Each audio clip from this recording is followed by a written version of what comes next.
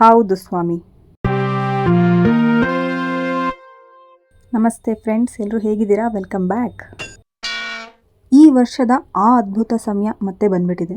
ಕೈ ತುಂಬ ಕಾಸು, ಹೊರಗಡೆ ಸಾಕಷ್ಟು ಫೇಮು ಇರುವಂಥ ಸೆಲೆಬ್ರಿಟಿಗಳು ಒಂದೇ ಒಂದು ಚಪಾತಿಗೋಸ್ಕರ, ಇಲ್ಲ ಅಂತಂದರೆ ಒಂದೇ ಒಂದು ಸ್ಪೂನ್ ತುಪ್ಪಕ್ಕೋಸ್ಕರ ಕ್ಯಾಮ್ರಾ ಮುಂದೆ ನಿಂತ್ಕೊಂಡು ತಲೆ ಕೆಡಿಸ್ಕೊಳ್ಳೋದನ್ನ ನೋಡೋಕ್ಕೆ ಒಂದು ಆನಂದ.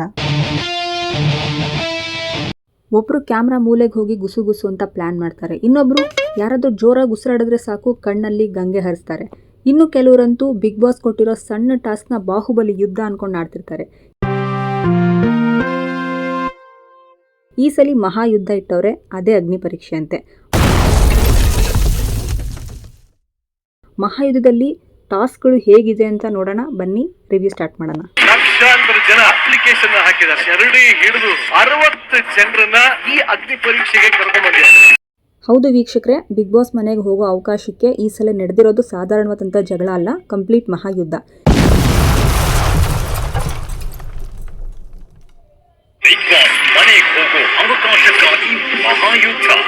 ಎಂಟೈರ್ ಕರ್ನಾಟಕದಿಂದ ಲಕ್ಷಾಂತರ ಜನ ನಮಗೂ ಒಂದು ಚಾನ್ಸ್ ಕೊಡಿ, ನಾವು ಮನೇಲಿ ಇರೋ ಅಂಥವ್ರೆಲ್ಲರೂ ತಲೆ ಕೆಡಿಸ್ತೀವಿ ಅಂತ ಅಪ್ಲಿಕೇಶನ್ ಹಾಕಿದ್ರು. ಅದರಲ್ಲಿ ಯಾರು ದಿನಕ್ಕೆ 3 ಸರಿ ಜಗಳ ಮಾಡ್ತಾರೆ, ಯಾರು ಕಣ್ಣೀರು ಹಾಕೋದ್ರಲ್ಲಿ PhD ಮಾಡಿದ್ದಾರೆ ಅಂತ ಬಿಗ್ ಬಾಸ್ ಟೀಮ್ ಅವರು ಜರಡಿ ಹಿಡಿದು ಕೊನೆಗೆ ಜರಡಿನೇ ಹರಿದು ಹೋಗೋ ರೇಂಜ್ಗೆ ಫಿಲ್ಟರ್ ಮಾಡಿ 60 ಪ್ರತಿಭೆಗಳನ್ನ ಕರ್ಕೊಂಬಂದಿದ್ದಾರೆ. ಸೊ ಲಕ್ಷಾಂತರ ಜನರಲ್ಲಿ ಫಿಲ್ಟರ್ ಆಗಿ ಬಂದಿರೋ ಈ 60 ಜನಕ್ಕೆ ಫ್ಯೂಸ್ ಕಟ್ ಮಾಡುವಂಥ ಪ್ರಕ್ರಿಯೆ ಅಗ್ನಿ ಪರೀಕ್ಷೆಯಲ್ಲಿ ಅಧಿಕೃತವಾಗಿ ಶುರುವಾಗಿದೆ. ಶೋಗೆ ದೊಡ್ಡ ಸ್ಪಾನ್ಸರ್ಸ್ ಎಲ್ಲ ಇದ್ದಾರೆ, ಆದ್ರೂ ಆಡಿಷನ್ ಅಲ್ಲಿ ಯಾಕೆ ಇಷ್ಟೊಂದು ಕಂಜೂಸ್ತಾನ? ಅಲ್ಲ, ಬಿಗ್ ಬಾಸ್ ಟೀಮ್ ಅವರು ಈ ರೇಂಜ್ಗೆ ಲೋ ಬಜೆಟ್ ಮಹಾಯುದ್ಧ ಮಾಡ್ತಿದಾರಲ್ಲ. ಪಾಪ ಆ ಕಂಟೆಸ್ಟೆಂಟ್ ವೇದಿಕೆ ಮೇಲೆ ಬರ್ತೀನಿ ಅಂತ ಅನ್ಬಿಟ್ಟು 3 ದಿನ ಮುಂಚೆನೆ ಎಂತೆಂತ ಫೇಶಿಯಲ್ ಮಾಡಿಸಿದ್ರು. ಇವ್ರು ಹೋಗಿ ಸಗಣಿ ಫೇಸ್ ಪ್ಯಾಕ್ ಹಾಕ್ಸಿದ್ದಾರೆ. ಆ ಹುಡುಗಿ ಆದ್ರೂ ಪರವಾಗಿಲ್ಲ, ಫೇಶಿಯಲ್ ಒಂದಷ್ಟು ಸಾವಿರ ಅಂತ ಖರ್ಚು ಮಾಡಿರ್ತಾರೆ. ಆದರೆ ಈ ಬಿಗ್ ಬಾಸ್ ಟೀಮ್ ಅವರು ಫ್ರೀಯಾಗಿ ಸಿಗೋ ನಯಾ ಪೈಸಾ ಖರ್ಚಿಲ್ದಂತ ಹಸುವಿನ ಸಗಣಿ ತಗೊಂಡೋಗಿ ಫೇಶಿಯಲ್ ಹಾಕ್ಸಿದಾರಲ್ಲ. ಇಷ್ಟೊಂದು ಬಡತನ ಏನ್ ಬಂದಿತ್ತು? ಬಿಗ್ ಬಾಸ್ ಮನೆ ಒಳಗಡೆ ಹೆಂಗ್ ಹೋಗ್ತೀರಾ? ಅದು ನಿಜ, ಬಿಗ್ ಬಾಸ್ ಮನೆಗೆ ಹೋಗ್ಬೇಕು ಅಂದ್ರೆ ನಾರ್ಮಲ್ ಮನುಷ್ಯರ ತರ ಇರಲೇಬಾರದು. ಯಾರು ಲಾಜಿಕ್, ಬುದ್ಧಿ, ಸೆಲ್ಫ್ ರೆಸ್ಪೆಕ್ಟ್ ಎಲ್ಲ ಮನೇಲೆ ಲಾಕ್ ಮಾಡ್ಬರ್ತಾರೋ ಅವರೇ ಬಿಗ್ ಬಾಸ್ಗೆ ಪರ್ಫೆಕ್ಟ್ ಮೆಟೀರಿಯಲ್ ಅಂತ ಶ್ರುತಿ ಮೇಡಮ್ ಕರ್ನಾಟಕಕ್ಕೆ ಲೈವ್ ಆಗಿ ಹೇಳಿದ್ದು. ನಿಮ್ ತರ ಬರೀ ಅಲ್ಟರ್ನೇಟಿವ್ ಸ್ಟೇಜ್ ಮೇಲೆ ಹೋಗಿ ಜಗಳ ಯಾರು ಮಾಡ್ತಾರೆ?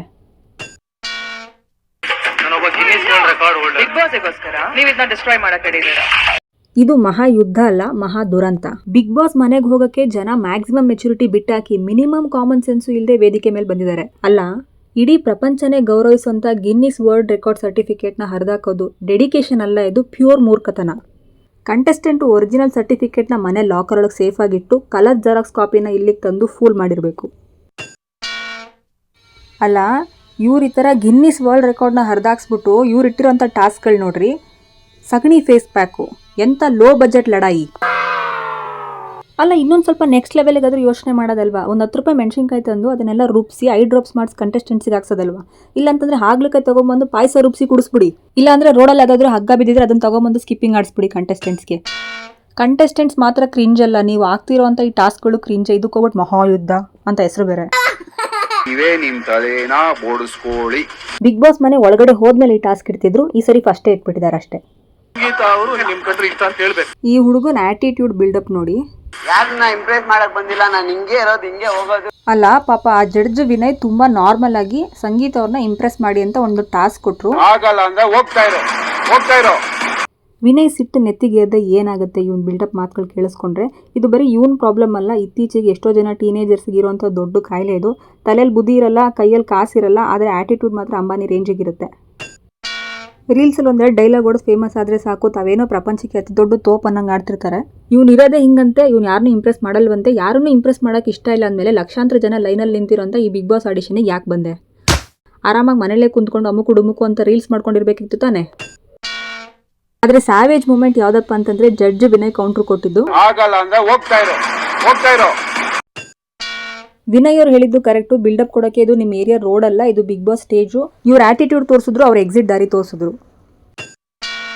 ಸೊ ಫ್ರೆಂಡ್ಸ್, ಲಕ್ಷಾಂತರ ಜನರಲ್ಲಿ ಜರಡಿ ಹಿಡಿದು ಕೊನೆಗೆ ಈ ಉಳಿದಿರೋ 60 ಜನರಲ್ಲಿ ಅಸಲಿ ಆಟಕ್ಕೆ ಯಾರು ಹೋಗ್ತಾರೆ, ಯಾರು ಸೆಲೆಕ್ಟ್ ಆಗ್ತಾರೆ ಅಂತ ನೋಡೋಣ.